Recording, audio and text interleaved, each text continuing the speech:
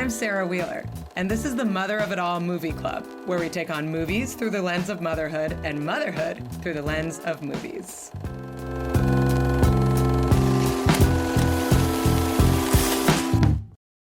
Nice. Hello. Yep. Hello. We were talking before we pressed record about doing characters and bits with your kids. At first you were all like, I don't do that. And then you were like, well, sometimes I'm British. Well, I didn't know. I hear a little more? So the context is I was at a party this weekend, and I'm saying that repeatedly because I haven't gone to a party in a really long time. You're not sick anymore. I'm not sick anymore. Just because you don't get out a lot, even when healthy. All of it. But yeah. We've only recently joined a group of friends who have house parties where it's like no kids after like a certain time. And I want more of those new friends. To me. I'm like, wait, like you're just saying it. Like you're just saying like this is for grown-ups after 8 p.m. Did they have kids? Mm-hmm. Where do their kids go after 8 p.m.? They put them to bed. And they stay in bed. They have the kind of kid that I didn't get. Well, we were outside. I feel like I'm learning from this though. So we have like a bar. So we have a bar in our basement, and I'm like, what? I know. And I was telling, so it's weird. It's a weird bar. Like a working bar? Like there's people down there spending their paychecks sitting on the stools? It's only me behind the bar. But like the bar looks like, you know what it looks like when the early 80s imagined the future? Yeah. That's what the bar looks like. It's like the top is black like and the shiny. 3 seashells. And there's a mirror. Yeah, it's very strange. Anyway, so I'm like, I've always been like, I wonder if we'll never use this. And now I realize like I could tell people like it's no kids. You like, could be the no kids party having friends that you want to see in the world, that I want to see in the world. But I will fly to Portland for a party that doesn't have children. Please come. Yeah, well, and I think it was like they were like kids until 8 and no kids after 8. That's nice. Like, that's flexy. This is great. This is like genius. Yeah. And so we could also feel like, okay, yeah, let's go out and I don't have to juggle. So, but were you like, are you saying that you were being the British character at this party? Because then I have follow-up questions and a few concerns. Well, so this other month, so we were talking about what our kids know and don't know about like cigarettes, like how that's largely out of kind of mainstream. Like not to brag, but I don't smoke. And so like, and like, what? I should wake up every morning and be like, you know what? I don't smoke. And then just feel like I've already won for the day. Thank you for that. Good for us. This other parent who did not have her kids with her was saying that she was doing a character that smokes, and then her kids were confused. And then that led to sharing that that's how she gets through like 5 to 8 p.m. is like doing characters. Mm-hmm. I guess to just amuse herself. Yeah. Like Emily is no longer here. Right. I will finish the day as whatever, Gerard. Right. I was like, smoker. This is a revelation. It sounds, I don't know. And then you said this is a normal thing. Apparently lots of parents do this. Well, I do a lot of characters just as a person for myself, pre-children. I would say I did more characters before I had kids. And now I'm kind of like constantly a little dead inside and like also disassociating.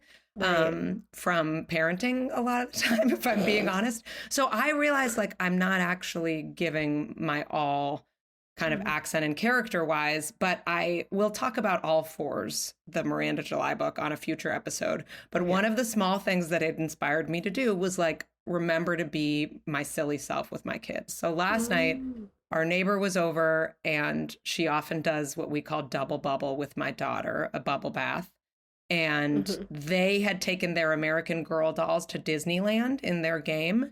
And I was trying to get them to take a bath and they didn't want to. So I became the Disneyland spa operator and I invited them to a very exclusive spa. This is the Bibbidi Bobbidi at Disneyland salon. That's what it's called. Is that a real thing? I don't know. The Bibbidi Bobbidi boutique. My God. I didn't even have that material last night. That's where you work. And I got to tell you, though, it went over really well. I played like spa music on my phone and I made them water with lemon and I like found like really shitty snacks that I put like just 2 of on a little plate. And then I do have one of those like wooden bath reading things. And I put that in the middle of the bath. And I just, I talked a lot about like all of the wealthy kind of heiresses that had been coming through. Ooh. And my daughter let me wash her like rat's nest of a hair under the guise of, I think I called it a hair metamorphosis treatment. Ooh. So yeah, it was really fun. And that sounds amazing. Yeah. And the whole time I kind of talked like, I don't know. Let's hear the voice. Like it's like it's like, absolutely, we're here to please.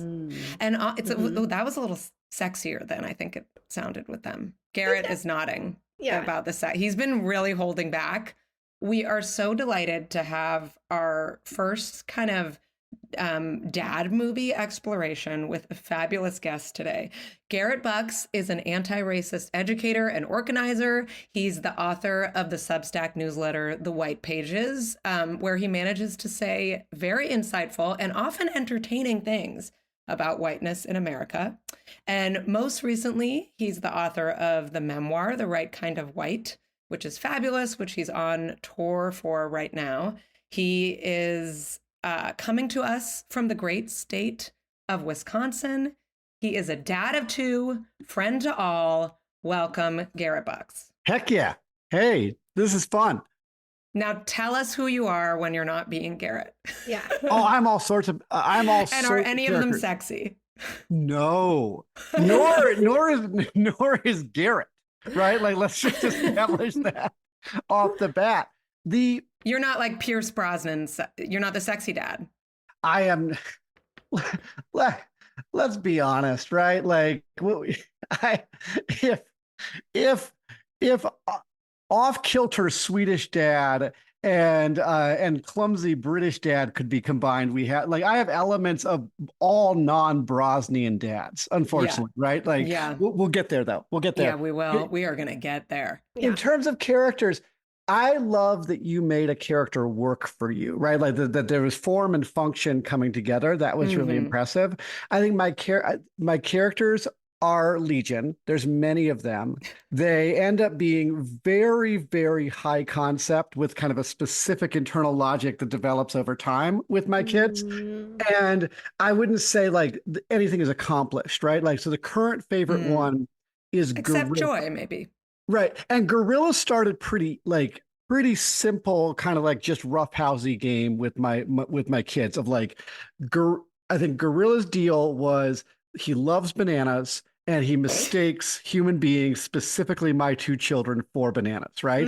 This is all I need for a character like dossier. Done. I That understand. was great. And this was all I needed either of like Gorilla. Yeah. I look up, I see you, I think you're a banana, I start trying to eat you and you giggle, right? But over time, and by that I mean my children, desired to not simply be mistaken for bananas and eaten. So like there's a more complicated mythos around him. And I think that they have like really, really tried to make sure the gorilla knows they're not bananas.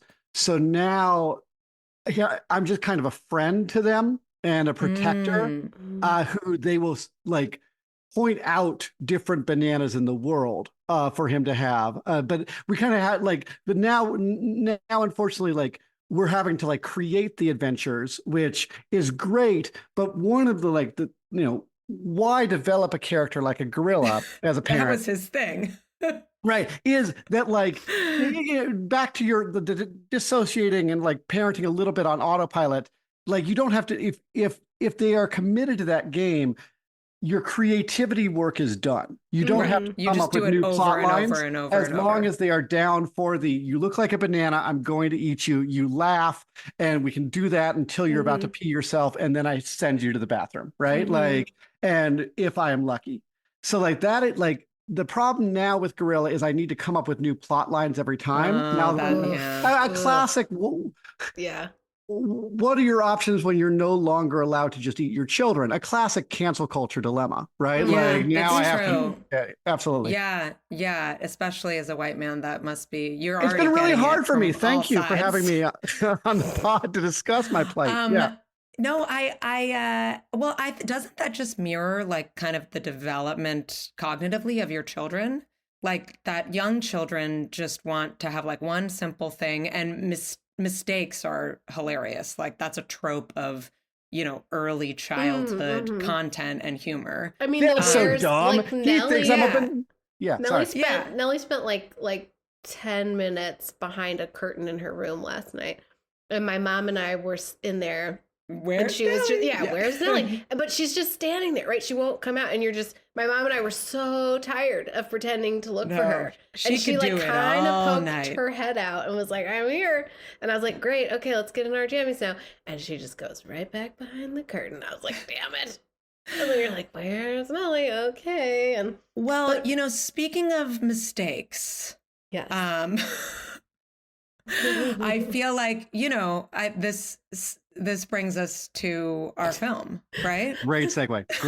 Yeah. That was actually a terrible segue. Yeah. I had a good segue planned, and then I just kind of like spaced out for a minute, and it came out like that. I'm so sorry. Does anyone want to do it over? No, but I can see, I just want to let you know that I can see the suggesting mode, like Google Doc note that's like work on transition. Like I can just see it as... Anyway. Like that you're going to give me that note after what just happened? Or the note that I have received many times. Like, work on transitions are hard, actually. Going really back to young children, I'm sure, mistakes are hilarious and transitions are hard. But I think the reason why I was impressed is because my 7-year-old is an expert on that kind of rhetorical transition, where she is not paying attention to the previous conversation. Whatever you're talking about, she'll just think about the thing that she wants to say, but she's learned to start it with "speaking of blank." And oh my God! If we are discussing have the ego of a 7-year-old, sure. I mean, it's possible. No one is surprised by this. Yes. No one is surprised by this. Yes. But like you will be talking about like my wife and I will be talking about the news or whatever. And Ida will be like, speaking of playgrounds, I want to go to a playground. That's a great try. I love that like she has the skill to pick up that like that would be like a sophisticated way to do it, but not enough to like actually do it accurately. It's all you need for podcasts. That's like my kids use a lot of air quotes and they just put them on like all the wrong things, and I never want it to stop. Speaking of never wanting things to stop, I could watch so many more Mamma Mia sequels.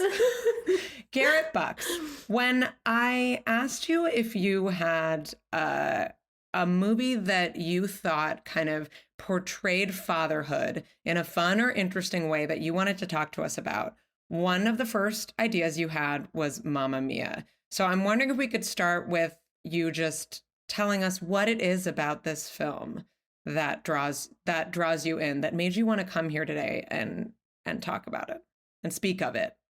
Yeah, thank you. Well, first off, I think there's not been enough Mamma Mia discourse in 2024 in general, right? That this is one of the things I think that there could be much more.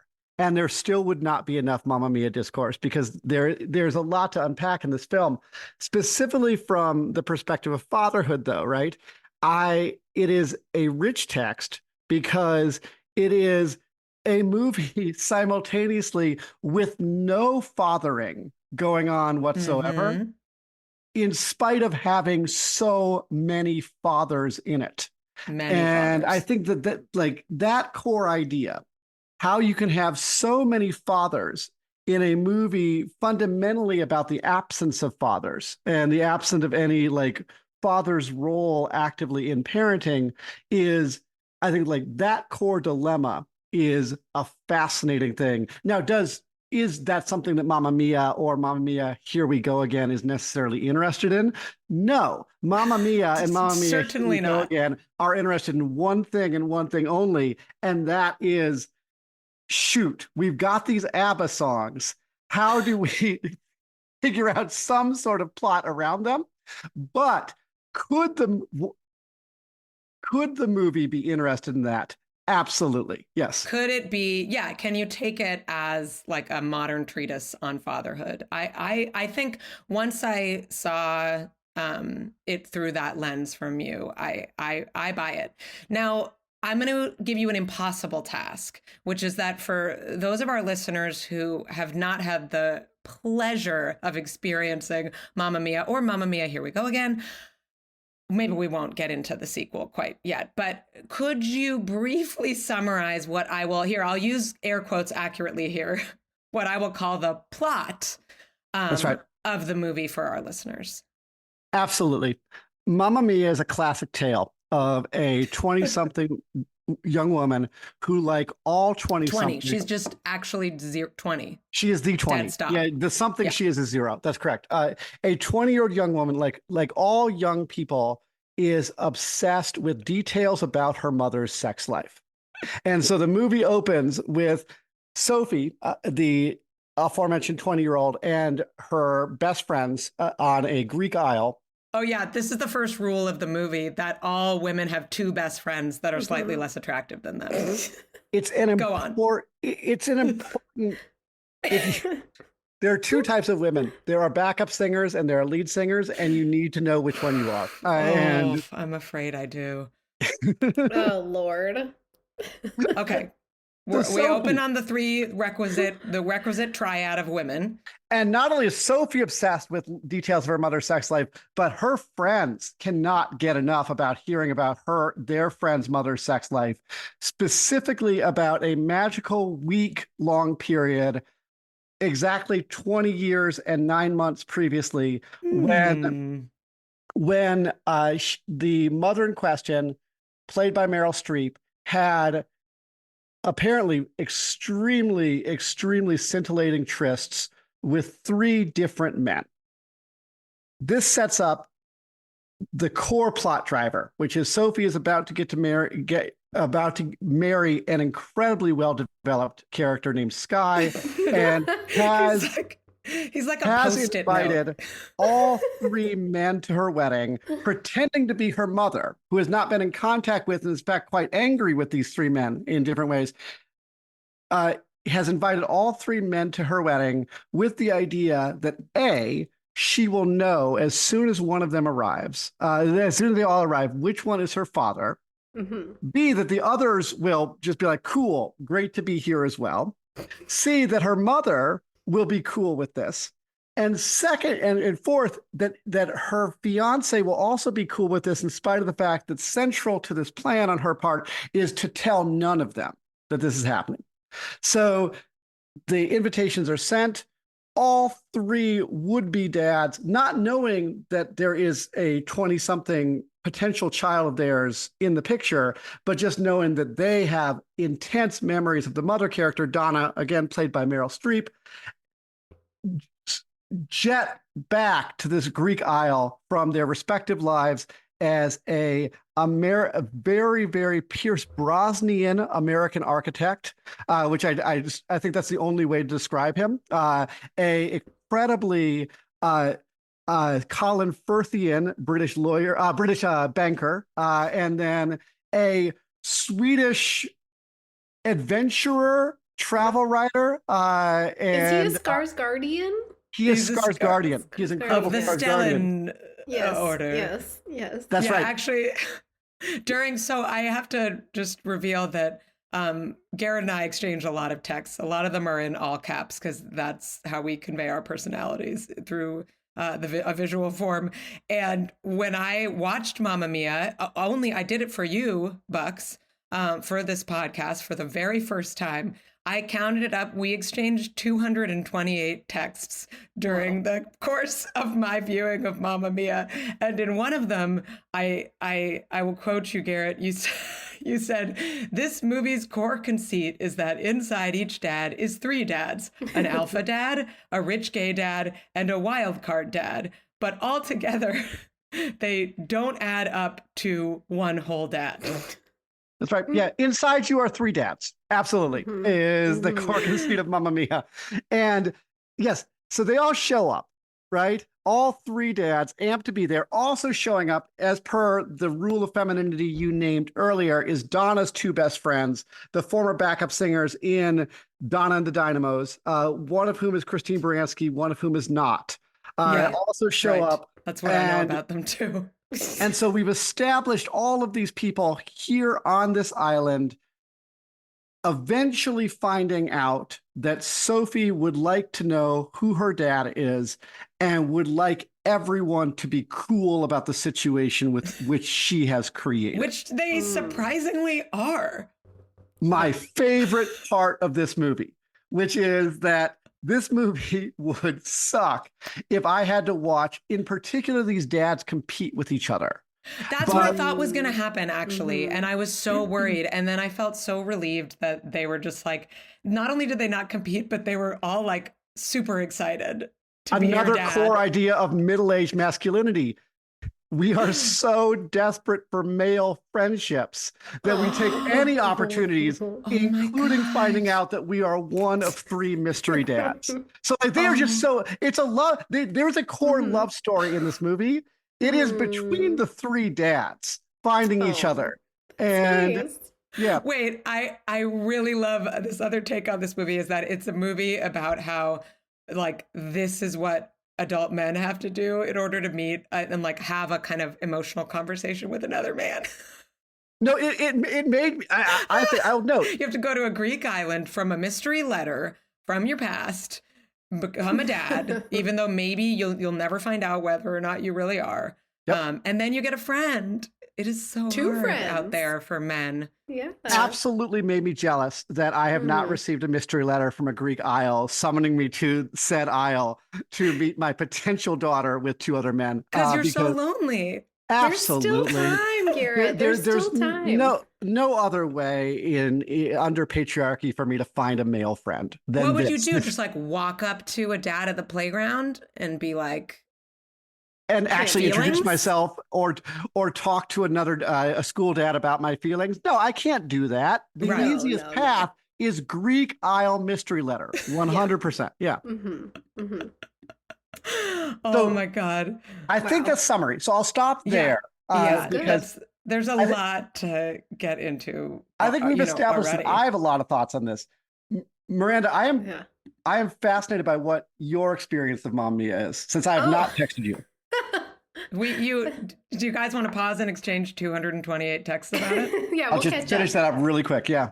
I haven't thought about it as deeply as the two of you have. I've never like written about it or deeply engaged with it beyond a certain enjoyment of ABBA songs. And wait, is it ABBA or ABBA? Wait, Garrett, you are married to a Swede. Tell us. How do you say it? Yeah, that's his secret. Is it ABBA? ABBA? It is ABBA, but it's ABBA. I accept ABBA because that sounds fun. Yeah. So Garrett, my mom was married to a Swede. ABBA is an Israeli dad. ABBA. Oh, there you go. Okay. So in the 70s, my mom was married to a Swede and lived in Sweden, and at the peak of ABBA. And Absolutely. So she has a passion for ABBA, and so this movie reminds me of my mom because it's also like about mom stuff, and then it's about ABBA, and I'm like, oh my gosh, this is my mom. That's my personal relationship with this movie. Does your mom have a relationship to this movie? We watched it together, and we watched the sequel together. I think, like, you know, to prep for today, I was reading reviews of the movie from 2008. And I haven't done any of that. I was kind of like, what was going on in 2008, and like, what was the world like that gave us this movie? I didn't have a smartphone. Well, people hated it. I mean, not people. People enjoyed it because people are normal, and then critics are stinkers, and they were all like, "This is garbage," and you're just like, you know what? I feel like I felt kind of vindicated because I was like, this is a movie for people who just want to watch a movie and like listen to some songs. And like, I just want to watch the water glisten, and I want to see these three actors that I like. And I like Meryl Streep, and she's doing her thing. And Meryl Streep is being all like, heck yes, I'm going to sing some ABBA songs. And is she supposed to be 40 then in this movie? I'm sorry, I'm just doing some late stage math. I don't know. Yes. I think if we follow the logic of Mamma Mia, here we go again. The Oh, she yeah. Mamma had all of Mia's. she had all of these trysts. And sorry, by the way, spoilers are Yes. about to happen Yes. beyond what we've already done for Mamma Mia and Mamma Mia, Here We Go Again. But Mamma Mia, Here We Go Again establishes that all of these mystery trysts occurred immediately after her graduation from Oxford University, and that appeared to be on a pretty traditional timeline. That she left college, went to She's got the Paris. same haircut. Absolutely, yes. Yeah. Yeah. So she's like 41 or 2 or something in the original movie, which is just really not true. I mean, I have trouble recognizing that that's my age, but I still think I'm being accurate. Like, I still think basketball players are like, older than me, but I'm pretty sure Meryl Streep in 2008 is older than I am now. But I always kind of like it when they have older for younger, because like you're right. So you're often right. it's Fight the like, patriarchy. I'm a mom and she's like 30, and then she and her daughter look the same age or whatever. You know what I mean? Yeah. Okay. Anyway, Garrett, that's my feeling. Done. I really support that. I appreciate that, and I think it's could not agree more. Another thing that makes this movie work is there are zero stakes whatsoever. Yeah. Right? Like, yes. like, are you at any point actually tense about, will this work out for this people? What will be the results of it not working out for this people? None whatsoever. There is no real conflict. There is no real villain at any given point. The landscape looks beautiful. The people look beautiful in a very 2008 way. And they are singing ABBA songs left and right. This is like Much Ado About Nothing for like modern times, right? This is like, it is a definition of a rom. Actually good. No, but I mean like the play. Like I'm saying, like it's like nothing happened. Like the whole point is like nothing happened. Like nothing is really going on. Garrett, you also pointed out that on a deeper level, like the movie only works if Sophie has not in any way been like traumatized by not having a dad, but at the same time, like feels like knowing the identity of her dad will like make her entire life fall into place. And that, like, I think you said, like, threading that needle is essential for this movie. Can you talk more about that?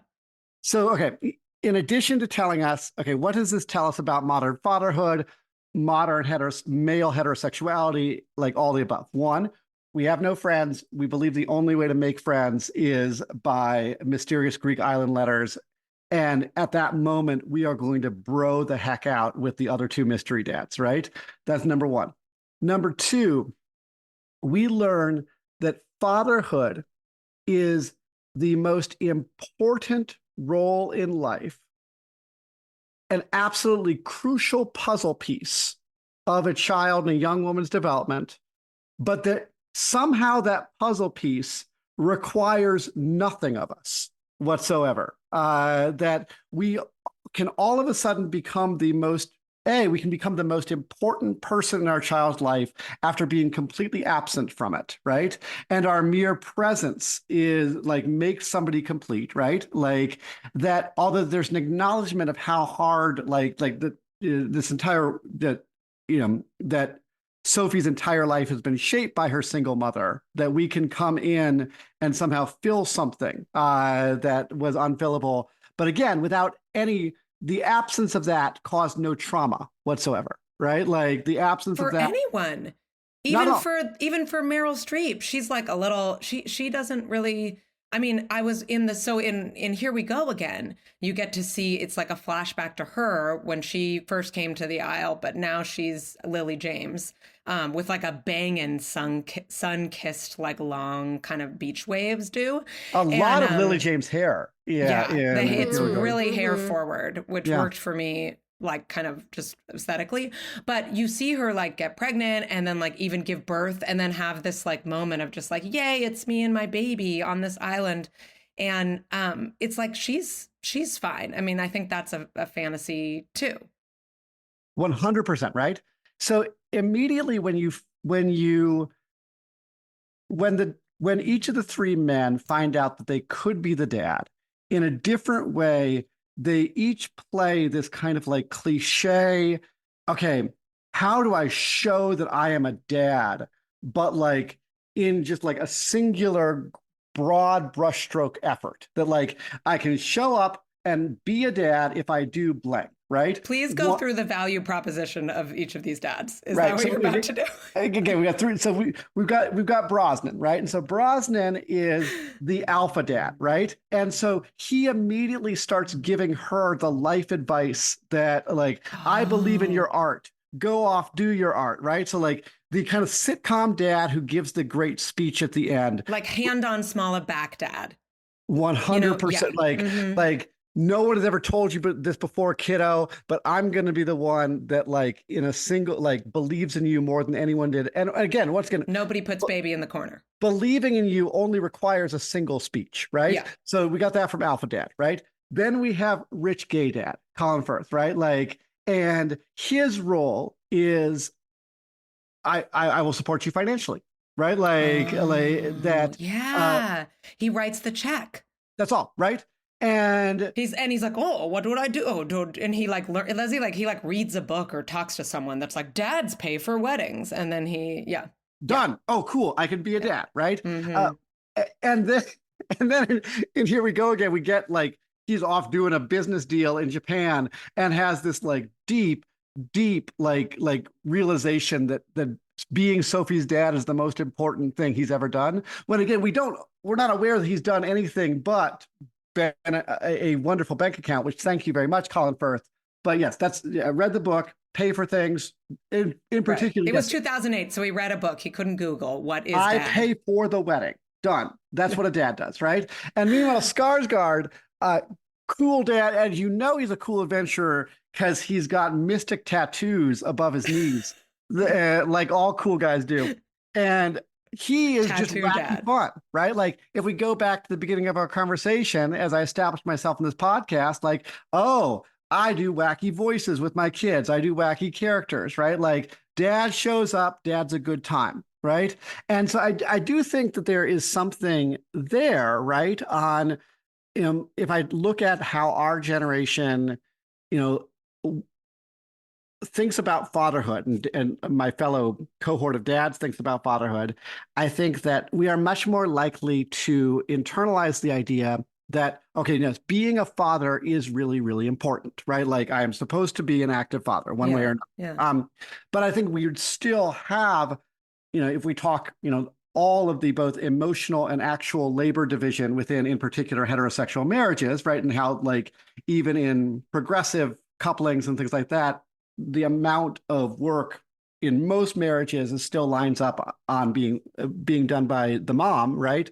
Both the thinking about work and the actual work of the household. I still think there's this idea of like, we are more involved than previous generations of dads. We understand the emotional importance of fatherhood. Being a dad is part of our identity, but we still would think about that as a discrete set of show up. And at the moment that I'm conscious of, I've got a dad job to do, if I nail it in that moment, then I've done my dad work. And all the boring stuff of keeping a child alive through the age of 20 is like, that doesn't matter, right? Yeah. You have done an incredible job as a dad. And now, in this case, you get the ultimate prize, which you finally get some dude friends to hang out on the island with. Yeah. And then you get back on your sailboat and like live your life. And one of you, and the two of you who are straight, have sex. Absolutely. And it was 2008. They couldn't have the gay guy find sex. No, they do. But remember, in the second one, right? No, in the first one. But in order to establish this, immediately after, at the end of the movie, they reveal that he's gay. They pan to a character they've never shown before as like, I'm the gay guy in the crowd. And he waves? Yeah. I do not quote me on there being a wave, but essentially it feels like a wave. He puts up a neon sign above his head that says gay.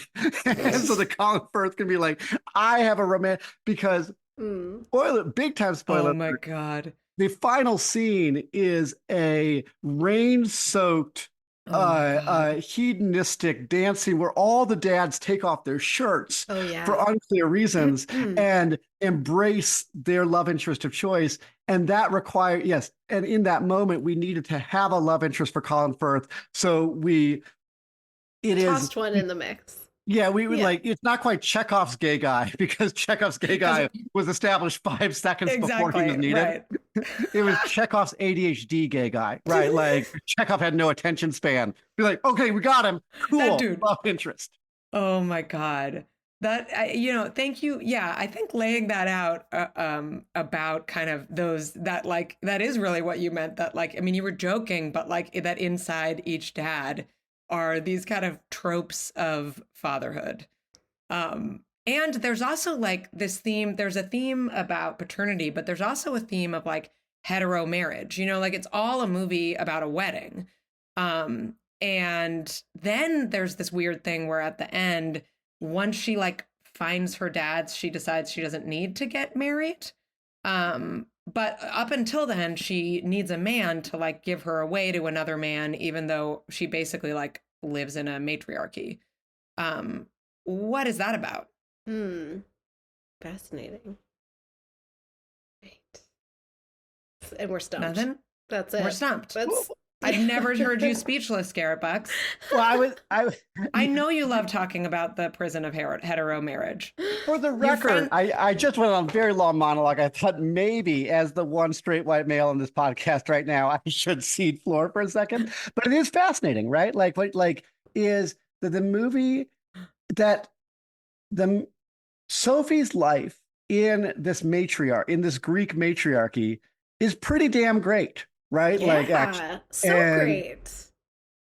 Yeah. She is raised by both her mother, has a deep relationship with her mother's friends. She has her own friends who again only exist to support her and hear about her mother's sex life. That's what I wish my friends would do. I always have to be like, Sarah, now it's your turn to listen to them and ask them about their lives. It's exhausting. I think that what is the question I'm having here is where did Sophie's value system come from?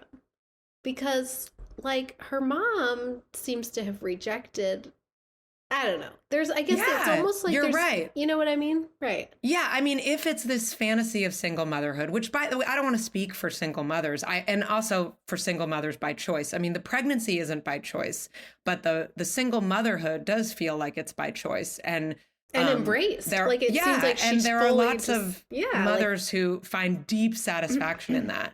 So, if that is true, then there's kind of this other conflict, which is that, she chose to be a single mom and now she can't even have that. Meryl Streep can't even just be a single mom in peace. The dads have to come back, brought by her daughter who was raised in a matriarchy. So even on a Greek island, the patriarchy will find you. Even though the boat only leaves once a day and you're always missing it and you always have to run after and like do something, get like a fisherman to take you to it in the world. Yeah, the boat is always leaving. Yes, the boat is always leaving. Thank you. Yeah. I mean, is it as simple as this kind of trope within Hollywood, this assumption that in particular, if you give your child any sort of progressive upbringing, that they will rebel by wanting the more conservative thing, like the classic like Family Ties, Alex P. Keaton thing. But in this case, that like I, Sophie, received no either messaging or quite frankly, like lived experience that would teach me that like a life of heterosexual like marriage is what I want or crave or need to be happy or to be self-actualized. But the movie just assumes that rebellion will happen, or perhaps more insidiously, the question we are asking is one that the movie does not assume an audience member will ask, because implicit to the idea, like the normativeness of heterosexual marriage and gender roles, is of course she wants this. Yeah. How could she not want a traditional marriage? How could she not want a dad, let alone 3 dads, baby? And Meryl Streep wants it. She ends up getting married to Alpha Dad in the end. Like she built her whole life on this, and then she's just like, and she was like this freewheeling sex pot Lily James, and then she's like, yeah, let's get married tonight in the rain or whatever, singing Fernando or whatever they do. Which I do love from the sheer not having any tension in the movie perspective. Yeah, I love she's mad at Pierce Brosnan for abandoning her, for lying to her. There's an affair subplot, etc. Yeah, watch the sequel, everyone. Yada yada it's yada. It's actually better, I think. But I want to get there in a second. Okay, don't agree. We'll get into it. So I'll finish this point and then let's have a sequel off on Mamma Mia versus Mamma Mia. Here we go again. But I do love this resolved so quickly, but thus that there's no tension in the movie. Yeah. But yes, just to finish up, because we have not, again, for listeners who are listening, a theoretical listener who is at this point of the pod still listening while having not watched Mamma Mia, I will just give the reveal that we never learn who the dad is. That is a deliberate choice on the part of Sophie, that she would like to live in the Schrodinger's box of three daddom, of just always thinking all three could be the dad. They all accept this. While there is no known dad, and all three of them will continue to play the superficial role of dad, Pierce Brosnan and Meryl Streep do get together again. So we end up with everyone ends up the movie not married, but in a heterosexual coupling, except of course for Colin Firth, who finds his gay guy. The gay guy. Yeah. It's really true. And they don't even like mention that. I'm just thinking now, as you say that, like, there's no discussion of a world where they could actually find out who the dad is. Like, I know it's 2008 and all, but like there was paternity testing. Like, it's not even brought up. Because it's just so sweet to have them all, be a third of a dad. Which also is like, sounds really, dads get to divide their daddom, but moms don't, I guess. Not at all. Not at all. Yeah. Oh boy. So you guys have different takes on which is the superior Mamma Mia. Mamma Mia, or Here We Go Again. I enjoyed the second one more, even though I wasn't sending you a flurry of texts, Garrett. I was on a plane. And yeah, I think I realized that I have a crush on Lily James. I was like, I didn't know who she was. I was like, who is this sun-kissed, ingenue? But like with like verve. And so I was into that. I liked the songs a little bit more. I think I would like to do an analysis of this, and I probably will if you don't, Garrett Bucks, as soon as we hang up. But I think that the song to spoken word ratio in the sequel is a little bit more to my liking. There's a little bit more of an effort to like have a real scene and then be like, oh, what's a song that makes sense here? Whereas in the first one, they're just like, the talking is like only to move location, so that another song that doesn't really make a lot of sense can begin. Yeah, that's fair. Fair? That's fair. I think what do you think? I think when I come to a Mamma Mia film, I'm not looking for plot. I'm looking for, again, sparkling water, blonde hair in the sun, and ABBA songs. And so I don't want plot. And then if you try to give me plot, I feel irritated about it. I'm like, this not doesn't here for belong that. here. Yeah, I have other movies for that. I'm not, right. That's not what I don't want need like you herbs for. on my Egg McMuffin. Exactly. Mm-hmm. Right. I get it. Mm-hmm. So I think that's where I am with it. But it's, Fair. I can see both sides. I can. So Miranda, given your all vibes approach towards Mamma Mia films, do you pick, like, as you were listening to my attempts to like give a semiotic analysis of it, and what does it say about fatherhood? Yeah. Are you like, nonsense? This movie is saying nothing about anything, and that is its redeeming value. Do you have a critique of that? I think my feeling is Mamma Mia is in the eye of the beholder. Like it's whatever Mia wanted to be. Yes, it has reflected like your experience back to you because it is Mama so Yua. blank. In its blankness, it has allowed you to find richness, and I think that is that not art? I mean, this is, yeah, keep going. This is great. You know what I mean? So, yeah. But also, as we were talking, I quickly looked up the person who wrote it, and it was this woman. It was just it was just a blank screen. No, she's like this amazing kind of freewheeling lady that sort of looks like the character, this British woman who was a young single mother and was divorced by age 23, and you will not be surprised to learn that she thought up the plot in the meeting with super high with her agent, in a day. So that tracks. You know, I was like, this is a satisfying origin story. Like, she's just like, well, you know, it was like make a play about with like ABBA songs, and she's like, what about this? And then they're like, great, and then and that's how we got this thing. Is that not art? Like, yeah. Is that not art? I ask you. But yeah, I am. It is vibe. You know, I'm generally vibes based, I would say, with my watching. You know, I seek out a vibe. So that it does raise the question, and granted, by the way, all of us are given the right to completely come up with the plot of Mamma Mia on a whim. Like, and so like, I don't need anything else from this. Wait, we should play that game. What if let's all play You're at the Done. You're more at the dads. Mamma Mia breaks. I would throw in more dads. Go. I just like upwards of 9 dads hanging around. Yeah. And not a single one of them is named Fernando. Well, in the sequel. In the sequel, there's a Fernando. I mean, and that was just ridiculous and delightful. Can we each share our favorite ABBA song? Fernando is actually my favorite. And so my another complaint I had about the first one is I was like, where is Fernando? Or Fernando. I don't know if we're doing the same thing with all the A's in the ABBA catalog. I don't know. I think you decide. You get to decide. Yeah. What about you, Miranda?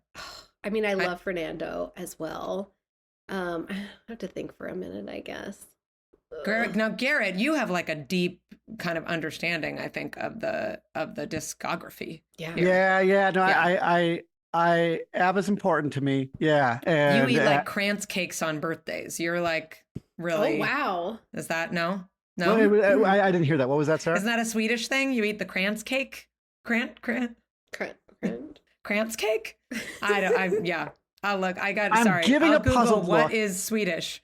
Later. What is Swedish? But that doesn't mean you're wrong, right? I'm still learning this world, right? Like, but favorite ABBA song, SOS. And if you would like to watch a excellent Swedish movie that uses SOS incredibly well, there's this movie it's Tillsammans in the Swedish, it's Together in English. It's a Lucas Moodysson film, and it's about this like hippie commune in 1970 Stockholm.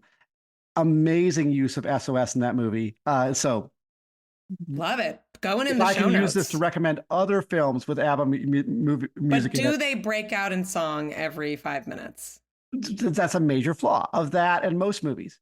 I do want to. I think that's why I like most movies, because they don't break out in song every 5 minutes. So I have to say that I'm actually as much as I break out in song. I'm often stressed out by musicals usually. So I guess that is maybe why the first one works better, because it's like nothing but music, and it's. But do you get nervous because you're like, when are they going to sing? No. I hate singing and stuff. Like I can't. So you're like bracing for it. Yeah, I don't like it. I usually get quite uncomfortable, and there's like a few exceptions to that rule. It's like Newsies I'll watch anytime. Sure. I anywhere. mean, it's a perfect film. It is a perfect film, top to bottom. It's perfect. And then I think, how many dads are Newsies? I haven't seen it. There's no dads. There's one dad. There's David's dad. Yeah, I need he's at least 3 dads to really get into a film. Yeah. And then Christian Bale's lack of dad, you could say, is a and then Teddy Roosevelt is a father figure. That's what a lot of dad movies are about, is the absence of dads. This is the opposite of that. And it's Pulitzer is like we got to do a Newsies episode. Anyway. So that's actually fascinating, right? It goes back to the point you made earlier, or that we were going back and forth in the text chain, Sarah, on like, you're right. Like, what is, and I gave you a whole list of dad movies, right? But like, whenever dad, if we, not just in movies, right? But like in narrative arcs in general, right? Like dad, if the dad is an emotional lever in the movie, it is either because of their absence or their kind of totalitarian overbearingness. Right. And so there are very few movies that I would say, like, as a dad, there's actually a pretty a positive role modeling of actually active, non-essentially like self-ego gratifying dadness in films. And that probably says something about where we are in the art of like fatherhood under patriarchy just in general, right? And what most people who would write a movie or create a movie or write a book, what it says about their own relationship with fatherhood or dads, right? Like, so, but it is fascinating, right? So even this movie is very pro-dad, incredibly pro-dad movie. But the way it becomes a pro-dad movie is saying, yes, dads were absent, but that was cool. Like, no harm, no foul. But it would just be really, really cool if she had some dads around. Now she does. Yeah. How is that in practice? Totally rad. Because now the dads don't need to do anything. They can bro out. They can do their one thing that each of them is good at, and we're all set. So it is still, it's fascinating. Yes, most movies are about the absence of fathers, or how like the absence of something from fathers, either love or support or focus on you, messed you up. Understanding. Right? Yeah. And this too is a movie that posits that, absolutely, fathers are absent. Let's just make sure that's very clear. But in this case, it was all right. Because Meryl Streep did a good job and the dads are cool. The dads are super cool. And how does that make you feel as a father, Garrett Bucks? Again, free? I mean, does it make you feel free? Got me off the hook. So this is where I'm announcing I'm leaving my wife, and I will see my children again in 15 years or so. If they can find you. Yeah. Well, it's interesting, actually, Garrett. I wanted to ask you. I wasn't thinking about this on the podcast, but now it's like coming up to me. You've been on tour, and you have some posts, like you've done some stories on Instagram that I find really lovely about like kind of prepping to leave your family, and like all of the kind of like food you're making, and like setting your kids all up. And you have, like, you mentioned to me that you were kind of like, you wanted to show that like your care as a father, but then also you were worried that that would seem like performative. And do you find yourself kind of stuck in that place a lot as a dad, and like publicly particularly? Well, there's a few layers to this, right? Like, one is that, yes, 100% I do, right? And like the reason why I started doing this, right? And it started with a set of choices I made in the writing of the book to try as much as possible to, sometimes in the text itself, but definitely in the acknowledgments, like do something I typically don't see in authors in general, but in particular authors who are dads, is do any sort of accounting for who was taking care of children at the time that I wrote this book. Right. Yeah, like, you were not in Tokyo accruing, whatever, doing horrible things to build up your finances, like Colin Firth. And in some ways, it's narrating, or it's an accountability to myself, that like if I'm forcing myself to recognizing that like even in progressive heterosexual couples, that like the gap between like labor comes from the gift of the gift of patriarchy saying to the man, yeah, you don't have to think about this. You can be less intentional about element of this. That work will get done. That Christmas card will get made. That birthday party will get planned, and you can show up for the fun part. And so like doing the accounting is some like just accountability to myself, right? Like the more I narrate and okay, this needs to get done if I'm here, if I'm gone, et cetera, right? Secondly, I am the flex parent in our household because my wife has a real job and I'm a writer.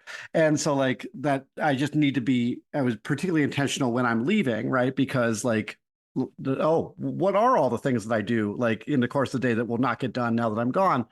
And I don't think there's a lot of models for it. And I still think that there's not like that and so I was like, well, I can offer this, right? But it is literally performative, right? Like, social media is the choice to stay out public. There is an implicit like of me say like, I don't know how to divorce that fully. And I appreciate your affirmation of it, that you like seeing it and that other moms have enjoyed seeing it. But like, there's no way to fully divorce the fact from like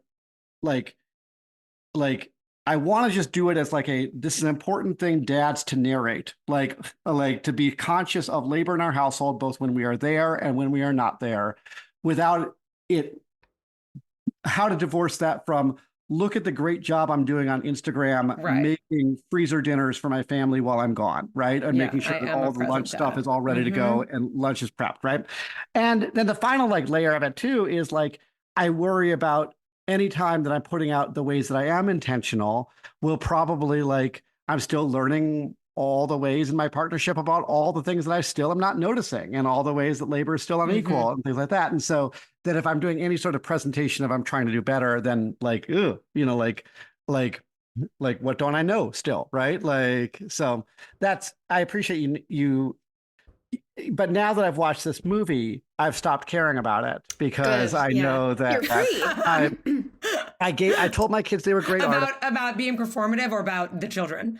Both. I for this trip, I'm just going to tell my kids they're great artists and they should pursue their dream. I'm going to give them some money and I am going to do the wacky gorilla voice. And then I am off again. Right off into the sunset on your little, when they find, your little schooner.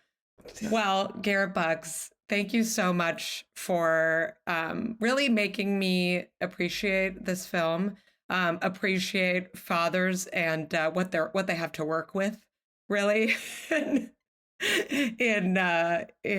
you know, the movie Scape. Do you have a father's movie to recommend? Like as you were talking about this, I was thinking about movies we have watched that have dads. Like, I'm like, what is a dad movie? And I like what has bubbled up into my mind is Sandlot, which is like stepdad movie, and then Interstellar. I don't know why that came into my mind, but like because he's a dad, that's such a like plot point is like his fatherhood in that movie. That's really random, but like, what is top of mind for you where you're like, well, that's kind of like an outlier movie dad, you know? I don't know if I have a movie. Yeah. Where my mind goes, and you all have discussed this on the pod quite a bit, right? Like, and it's all in terms of parenting pop culture, any of us can discuss, is Bluey, right? Like the ultimate, And it's so interesting, man, like that the narrative then, that there is a narrative around whether or not like that is, you know, what Bandit is doing is realistic or like the mere presence of a family in which potentially the child rearing labor might be more heavily on the dad, and we see him actively doing it, but not in a perfect way all the time, like is so unreal. It's funny that I've read more discourse. But people don't believe it. Says that's not realistic than discourse that about like, wait, they're all dogs. Right? Like it is more realistic to imagine that in Australia, the population is entirely sentient dogs than to imagine equitable distribution of labor in a heterosexual marriage. You said it there. You said it right there. My husband has talked about wanting to come on and talk about the movie 8th Grade. That is a beautiful dad movie. And I also read is that the one where she's like kind of getting bullied or something, and then it was directed by Bo Burnham. I love that movie of Dating Phoebe Bridgers fame, and it's also mentioned in Lucas Mann's book on fatherhood, Attachments, which I'm obsessed with and which we're going to do for our summer book club. He talks about 8th Grade, so maybe we all need to watch that. I don't think there's any singing. Devastating. Thank God. And if there is, I bet it's good, or I bet everyone can sing, which is so disappointing. We didn't even talk about the singing. I do have a text from you, Garrett, that was like, are the dads singing? Yes, they are singing. Can the dad sing? No, they cannot. Yeah, no. But they try, and that's all a dad has to do. He doesn't even have to try very hard. But they try. Yeah. And you made the point, Sarah, that it was as if each of the dads had just been introduced to the concept of singing right before they did it, but each was given a different instruction on what singing is from the other them. That's exactly what it was. Exactly. It was like, Stellan Skarsgård, whatever. It was like singing is yelling. Basically. I think Pierce, I'll flesh that out and figure out. Pierce was like, he's the most auto-tuned, right? Which one? I think he is the most auto-tuned. Oh, did they use auto-tuning? I'm sure. If they did, they didn't use it well enough, because Meryl Streep sounds like, you know, it was 2008. garbage. You know, they were just figuring it all out. Yeah. Wow. The approach is, I do not know how to sing, but damn it, I will go for it. Which coincidentally is exactly the same approach they take to fatherhood. Oh my God. All right. Amazing. It's all coming full circle. Everybody should subscribe to Garrett's newsletter, The White Pages. Also, speaking of movies, Garrett does a wonderful, this is your second year of doing, what do you call it? The movie? The White Pages. Last year I called it 10 movies, 10 stories of whiteness. And now I'm just calling it the summer movie series. But yeah, if you want to hear thoughts on movies and perhaps overly labored attempts to take movies that, Miranda, as you point out, have no substance to them whatsoever and try to make sociocultural points about them, do I have a summer newsletter for you, thewhitepages.substack.com. Yeah. Well, I wrote 4,000 words for you last summer about Dirty Dancing. So yes, it is possible. There are takes upon takes. That's a rich text. I mean, Sarah Wheeler on Jewish assimilation and the perils therein through Dirty Dancing. A, was incredible. B, by far the longest essay of the series. Also somehow the least read. But we did it justice. That's all that matters. I can't wait for this year's crop.